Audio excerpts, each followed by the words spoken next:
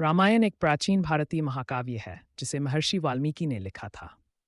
यह भगवान राम के जीवन और उनके संघर्षों की कहानी है। रामायण मुख्यतः 7 कांडों में विभाजित है: बालकांड, अयोध्याकांड, अरण्यकांड, किष्किंधाकांड, सुंदरकांड, लंकाकांड और उत्तरकांड।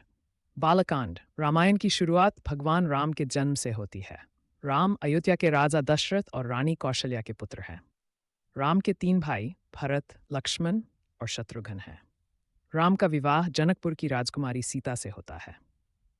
अयोध्याकांड: राजा दशरथ राम को अयोध्या का राजा बनाना चाहते हैं, लेकिन उनकी दूसरी रानी कैकेयी अपने पुत्र भरत के लिए राजगद्दी चाहती हैं।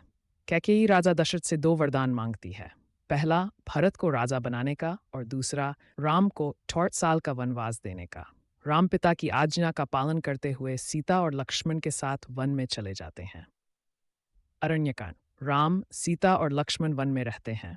वहां राक्षसों का वध करते हैं और महर्षि अत्रि, शबरी और अन्य ऋषियों से मिलते हैं। इसी दौरान लंका के राजा रावण की बहन शूर्पणखा राम पर मोहित हो जाती है, लेकिन राम उसे अस्वीकार करते हैं। इसके बाद रावण सीता का अपहरण कर लेता है और उन्हें लंका ले जाता है। किष्किंधाकांड: सीता की खोज में राम और लक्ष्मण किष्किंधा पहुंचते हैं, जहां उनकी भेंट वानरराज सुग्रीव से होती है। सुग्रीव और हनुमान राम की सहायता करने का वचन देते हैं।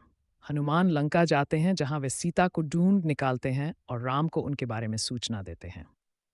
सुंदरकांड: हनुमान लंका में सीता से मिलते हैं और उन्हें राम का संदेश देते हैं।